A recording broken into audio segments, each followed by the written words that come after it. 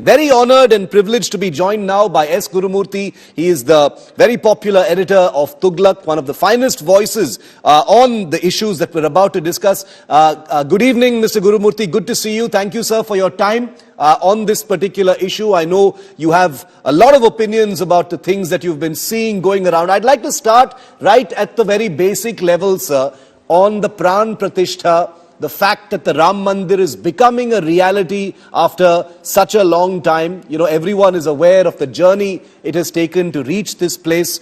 Your thoughts and sentiments at this time with the Ram Mandir in sight, sir.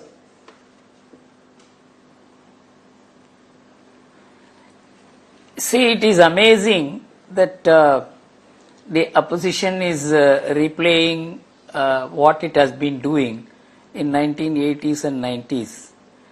At that time, it was considered by everybody, including the government, that the structure which stood in Ram's birthplace was a disputed structure and it was an unoccupied structure.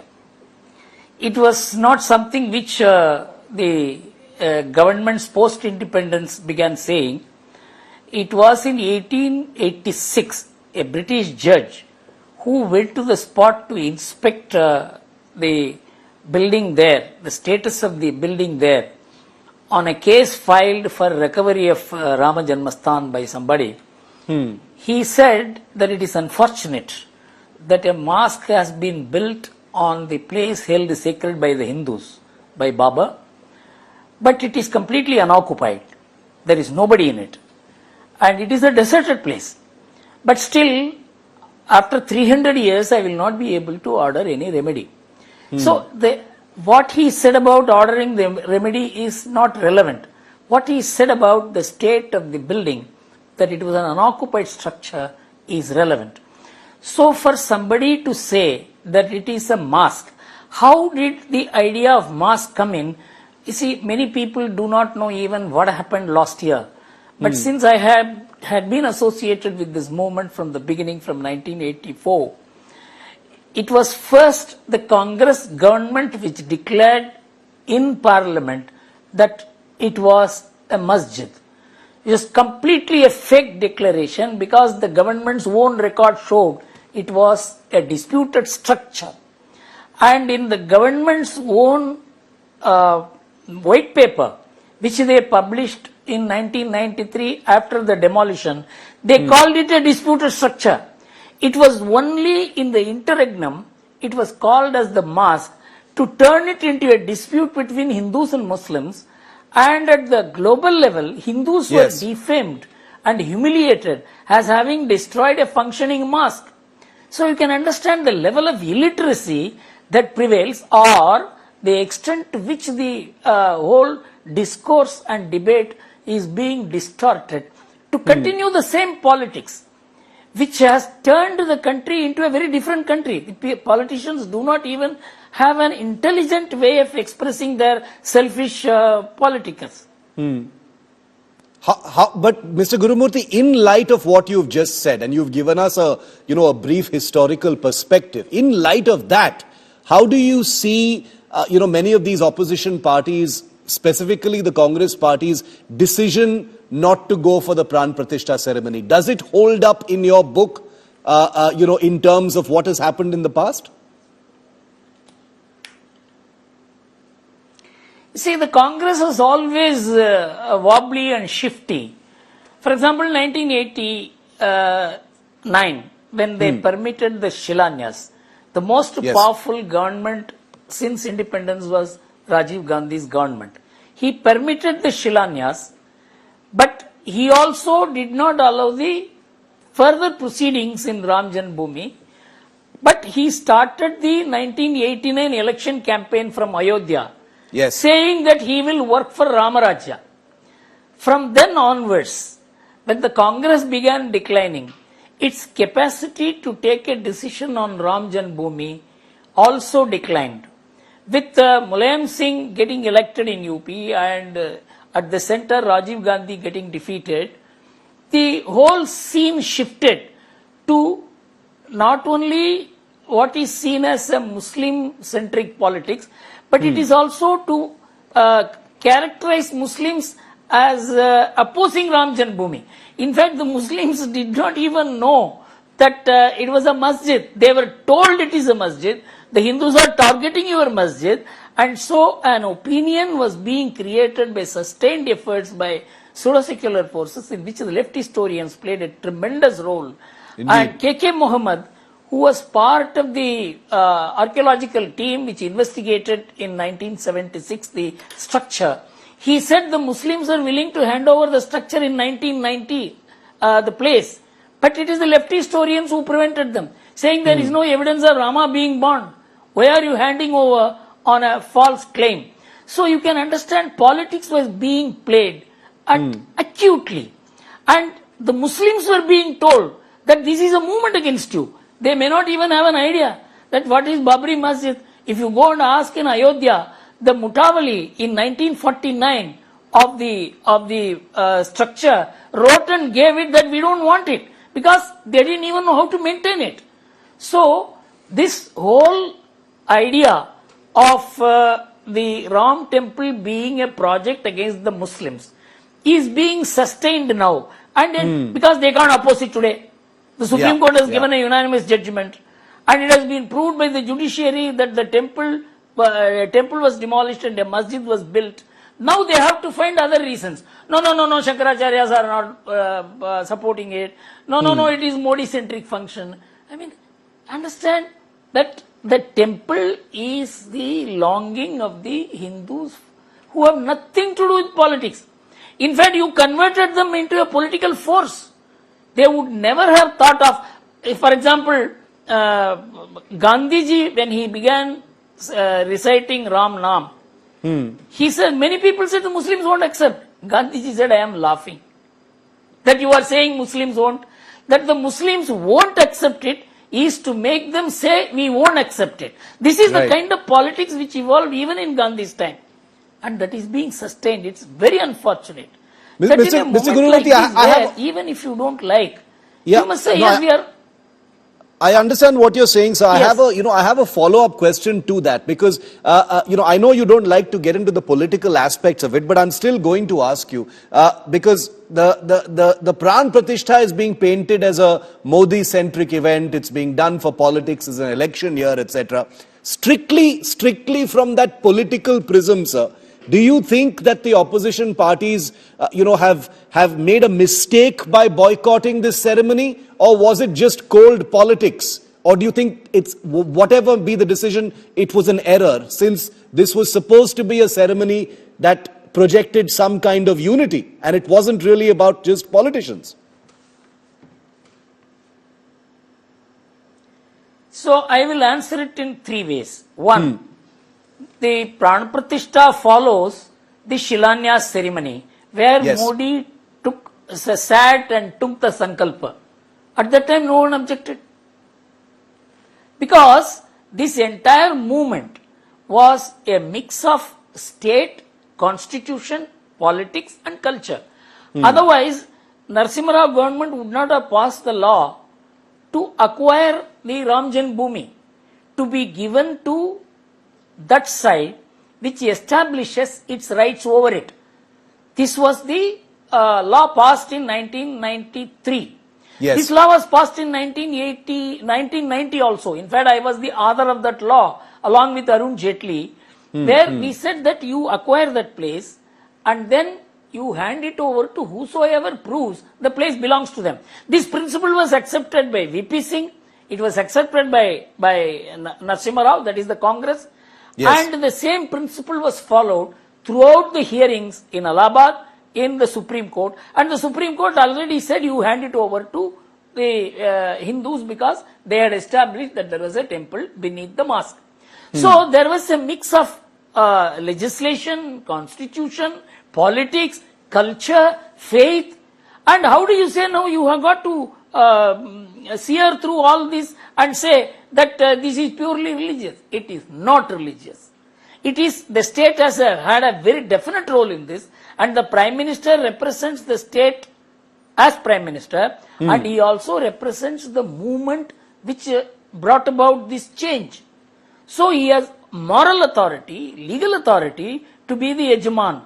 And I don't think any other person has that authority. It is a political movement mixed with religion, culture, constitution. So do you see the religiosity and the sentiments of millions of Hindus, Mr. Gurumurthy, as separate from the politics, or the politics is secondary to the larger emotion of the actual event? And therefore those who accuse those planning the Pran Pratishtha as doing this for electoral gains is irrelevant, or it's relevant? Because there is a large part of this that is political, sir. The second point I wanted to mention to you is the Congress was undecided about whether to go for the Pran Pratishtha or not. Yeah. But why did they take the decision not to go? It is because the Kerala Muslim League threatened the Congress. Now the CPM has decided not to go. What are you going to do? And the most important seat for the Congress is the Wayanad seat. And Rahul Gandhi's safest seat. And the Hindustan Times reported, if I remember correctly, that a large body of Congress people wanted to participate, but Rahul Gandhi was against it. So it is Wayanad versus attending the function.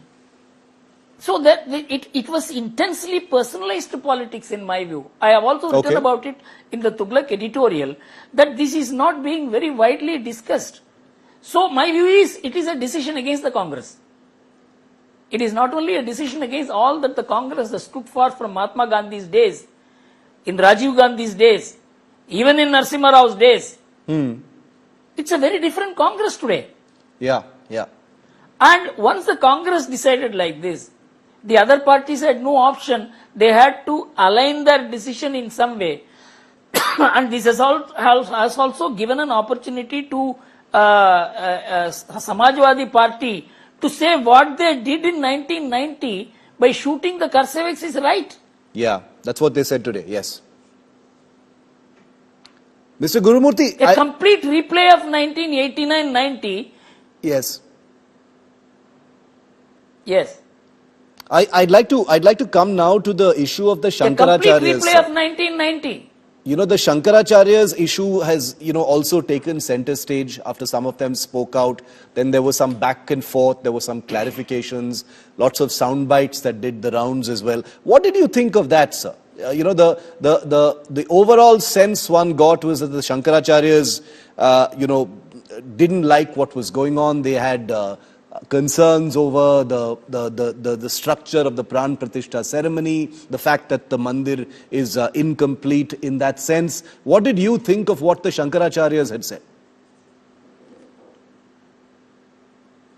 You see, as one who has had very close association with Shankaracharyas from my birth, and the traditional Shankaracharya view that was expressed by the Kanchi Shankaracharya, who completely keeps away from politics. He never makes a controversial statement. He has blessed it and said this is a great thing that is happening. The presence of nobody is a must there except the person who is going to take the sankalpa and the yajman. So I have seen Shankaracharya's presence in Kumbhabhishekam. They don't go and do the Kumbhabhishekam. They are present there if you are invited. Otherwise they bless it. So some misunderstanding has come because of the fact this is a very, very nationally and globally very popular function, in which there would be expectations on the part of many mutts also that they should be there. But the important point is that Ram is common to all. He is common to the Shankaracharya, the Vallabhacharya, the Madhvacharya, the Ramanujacharya tradition, the Ramananda tradition. Rama is common to all. Buddhism has its own Ramayana. Jainism has its own Ramayana. Sikhism has its own Ramayana. Rama is central to all. The Nihangs fought for Ram temple, being 6. So it doesn't belong to any particular religious denomination. No particular religious denomination has the right over the rituals of a Ram temple. This is the Shankaracharya of Kanchi very, very clearly, because this is the only mutt which has refrained from the deeper politics in this. So my feeling is that there has been a misunderstanding, and another thing, the Agama Shastras apply below the Vindhyas. Above the Vindhyas, it is the local traditions according to which the temple is built. Somnath temple was consecrated by installation of the linga when even the Gopuram was not completed. But it is the case of the Gujarat tradition. So, to apply common standards for evaluating how the temple should be constructed or consecrated is not within the four realms of Hinduism. What did you think, Mr. Gurumurthy, of the opposition parties, sort of trooping behind the Shankaracharyas and what they said? Was that just pure politics? Was that desperation? It was quite a spectacle because in usual course, many of these parties, want nothing to do with the Hindu godmen and the spiritual gurus and leaders. They're usually quite suspicious of them, especially the left parties. But it was quite a political moment to see all of these parties holding up what the Shankaracharyas had said. As if to suggest that, look, you are wrong, and here are the Shankaracharyas saying so themselves.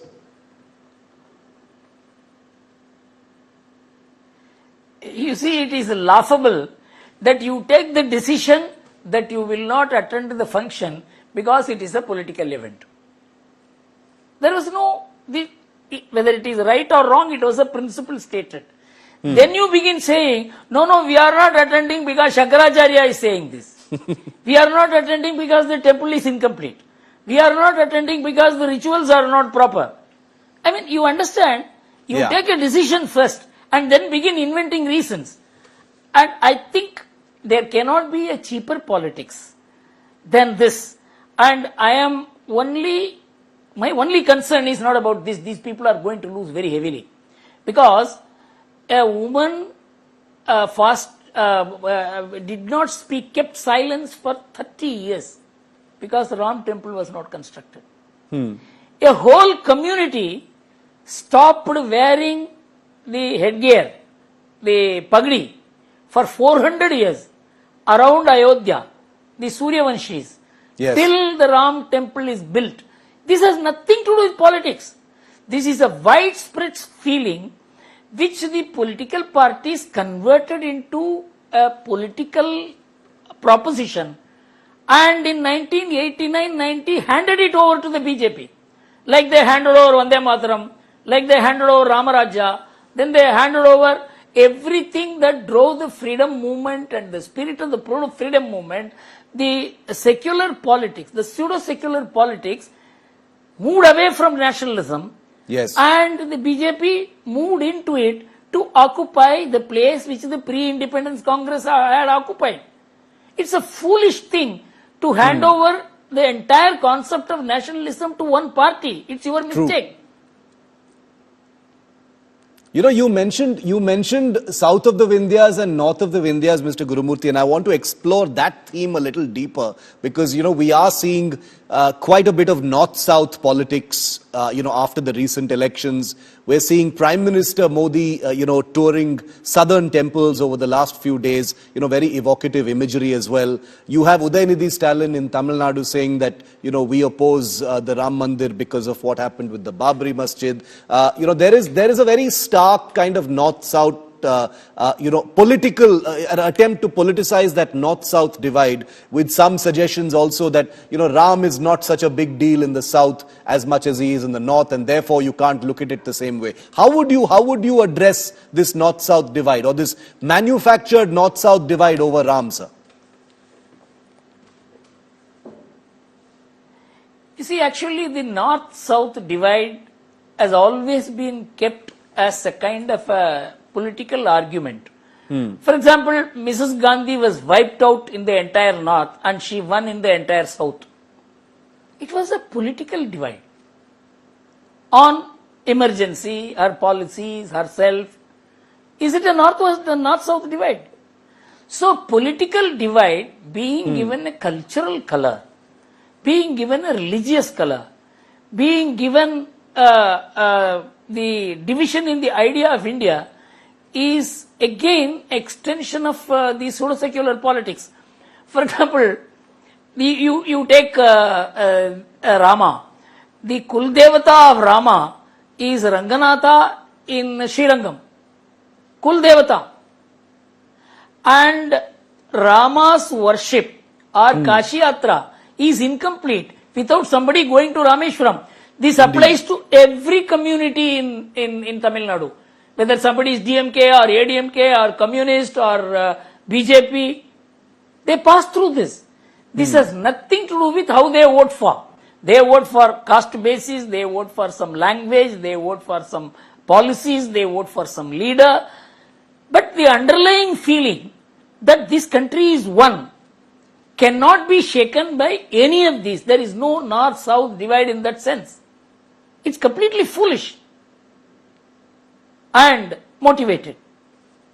Okay, foolish and motivated is how you describe it, but that hasn't stopped, the politicians from stoking that, north-south politics, suggestion and that notion. And I imagine you're going to see a whole lot more of it going into this election cycle as well. Mr. Gurumurthy, I want to come now to, Narendra Modi himself. The politics we see playing out is largely centered around the fact that this is, like you mentioned while quoting the opposition parties, a Modi-centric event. He's the one who's going to be there, the Yajaman, the spotlight will be focused on him. But, he isn't just the Prime Minister, is he? He's someone who was part of the Ram Janmabhoomi movement. There are images of him from the Rath Yatra, and we'll play those images also on our screen in a moment, alongside L.K. Advani. How do you see the Narendra Modi role here, sir? It's not just as the Ram Mandir rising during his prime ministership, isn't it? It goes beyond that. He has a long linkage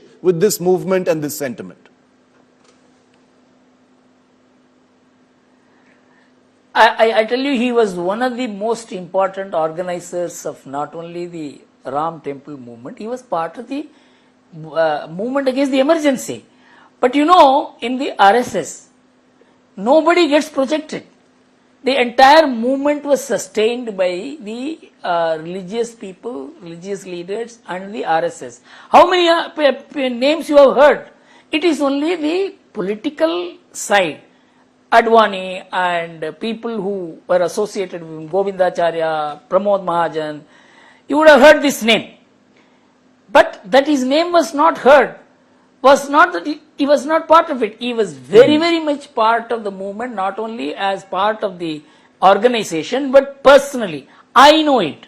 So, because I have been associated with this movement from 1984. Any number of documents I have drafted. The BJP white paper itself was in a way my responsibility. So all of us played a role, but do you mind see my name there? It won't. So that is why it is a movement. So somebody gets projected at a point of time. Advaniji turned the whole thing into the most massive mass movement of India.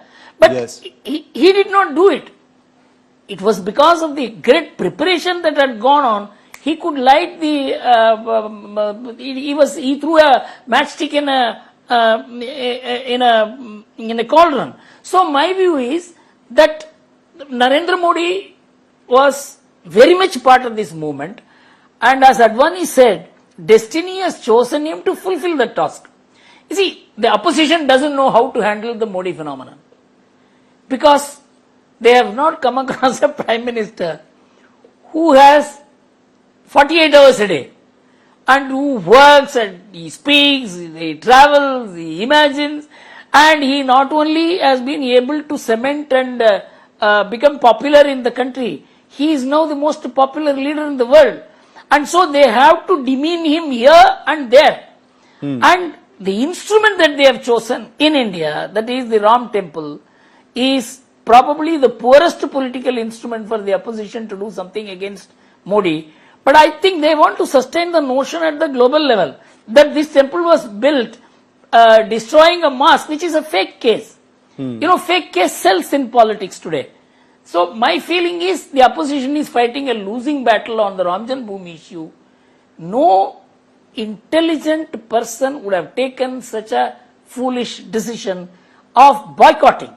In fact, they could have said, we will not, UP Congress did a very clever move, that we will go and do darshan earlier, and they had Saryu, Snan, and I mean, you could have done something like that. Yeah. Because it is Modi function, we don't want, but we want to respect Ram. There is Indeed. no. C. Subramaniam once said, most politicians are so selfish, they do not understand what is being intelligently selfish. So, they are not even intelligently selfish. One final question, Mr. Gurumurthy, before I let you go. I'd like to just zoom out a little bit, you know, from the politics and the kind of vitiated atmosphere, politically speaking, around the Mandir. You know, one of the things that all of us can agree on, and which is beyond doubt, is that you know, the journey to this Ram Mandir has had many ugly incidents. There have been riots that happened after the demolition of the Babri Masjid, etc. Now the Mandir, is projected, like you rightly said, as a symbol of unity, as a symbol of, harmony that will bring people together. How hopeful are you that that will happen, sir? That in the shadow of the Mandir, in the wake of the Ram Mandir rising, there will actually be greater inter-religion harmony in this country? See, it is inevitable. It is inevitable that the movement which reoriented the disoriented post-independence Indian politics back to where it was before 1937. That is the real India. It accepted all the faiths, all ways of worship, and there has never been a real life theatre like India anywhere in the world, that you could worship any god and you can have contrary worship. Within Hinduism, you find Arya Samaj saying we don't believe in idols. And within Hinduism, they are Hindus. They don't believe in idols. And nobody has rejected them. Intermarriages take place. Jains reject the concept of Vedas. But there is intermarriage between Jains and Hindus. You see, it's the positive side of how this whole civilization had evolved. That is what is the idea of India.